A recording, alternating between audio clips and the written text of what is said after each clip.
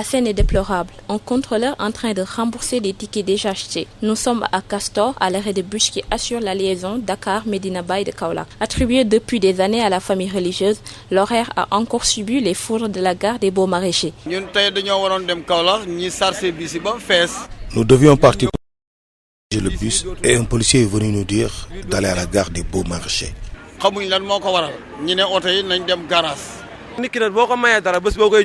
L'arrêt a été attribué depuis des années à la Khalifa de Kaolack. C'est le Khalif qui en a la gestion. Avant de retirer un don, il faut quand même en avertir le concerné. Je peux vous dire que cela fait 15 ans que je suis ici. C'est sans aucune sommation préalable que la préfecture a envoyé un policier qui a retiré le permis de conduire et les pièces des bus. Situation que le convoyeur, plus connu sous le nom de père, considère comme un manque de considération à leur égard. Un policier du gare est venu prendre le permis du chauffeur, sans même nous délivrer une attestation. Il nous a juste dit de le retrouver à la police centrale. Rencontrés sur les lieux, contrôleurs, coxeurs comme voyageurs ont le même mot. La gare des Beaux-Maraîchers ne facilite pas le trafic.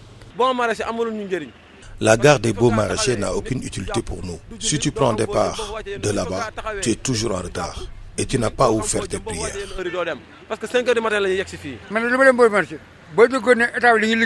Je n'irai pas à la gare des Beaux-Maraîchers. Je préfère encore aller faire l'ambulant à la place. Même s'ils pouvaient, disent-ils, recourir à la violence, les responsables de l'horaire disent s'en remettre à la décision du Khalif de Kaolack et estiment que la gare des Beaux-Maraîchers n'a pas fini de mettre le monde du transport dans de beaux draps.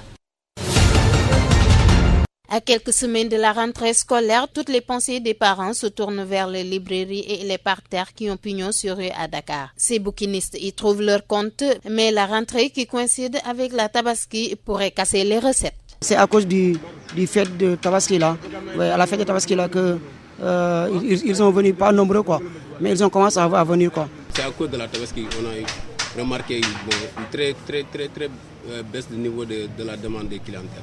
Selon ces vendeurs de livres, la cherté de la vie pousse beaucoup de parents et élèves à faire les échanges. J'espère que parterre est plus moins cher que les librairies quoi, même des livres tout neufs. Si vous voulez échanger, il faut amener les livres de l'année passée et échanger d'autres livres quoi. Les livres d'occasion sont plus achetés car ils coûtent moins cher.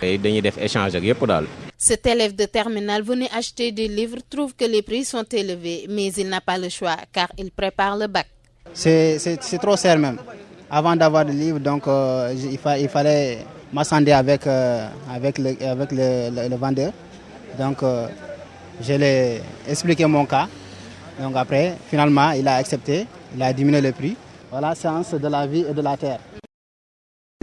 3500 après j'ai marchandé jusqu'à venir à 2000. Il m'a laissé ça à 2000. L'ouverture des classes, une angoisse chez les parents. Les bouquinistes attendent avec impatience l'arrivée en masse des clients qui se font encore désirer. 14 corps de bébés découverts à la décharge de Mbebes en l'espace de 2 ans. Des mères de famille sous le choc. Cela me fait vraiment mal de voir une femme tuer son bébé. C'est écœurant. Ces femmes qui commettent ces crimes ignorent le plaisir que cela fait d'être une maman. Qu'est-ce qui pousse certaines femmes à abréger la vie de leurs enfants qu'elles ont portés pendant 9 mois? Les causes sont nombreuses. Ce sont les femmes maintenant qui sont mal éduquées.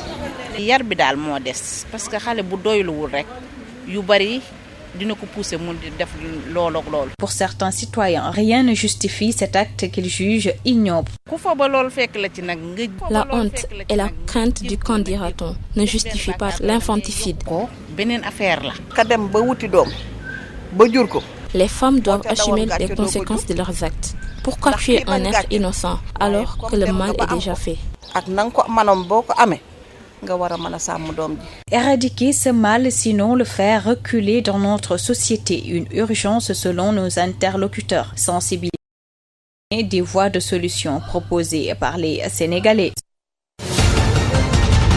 Abdoulaye Tine et Alioune Faye, réparateurs de radio, n'ont plus la bonne fréquence de leur chiffre d'affaires qui a nettement chuté à cause de la floraison des téléphones portables. Notre métier ne fonctionne plus comme avant à cause des téléphones portables. Les gens préfèrent écouter la radio à travers leur portable. Les clients viennent très rarement.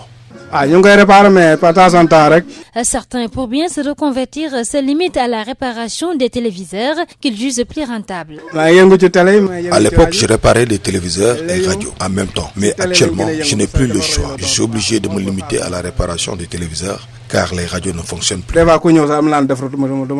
Le mal, les clients causent un autre tort aux réparateurs de radio qui peuvent rester plusieurs mois sans voir leur propriétaire qui devait rembourser les frais de réparation. Il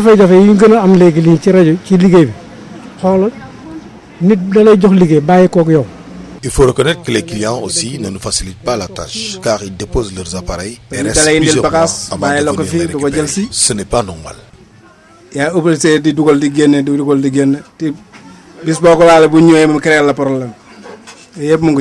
L'usage du téléphone portable fait partie du quotidien des Sénégalais, mais cette technologie bien accueillie par les consommateurs n'est pas sans effet sur le travail des réparateurs de radio dont le métier est en voie de disparition.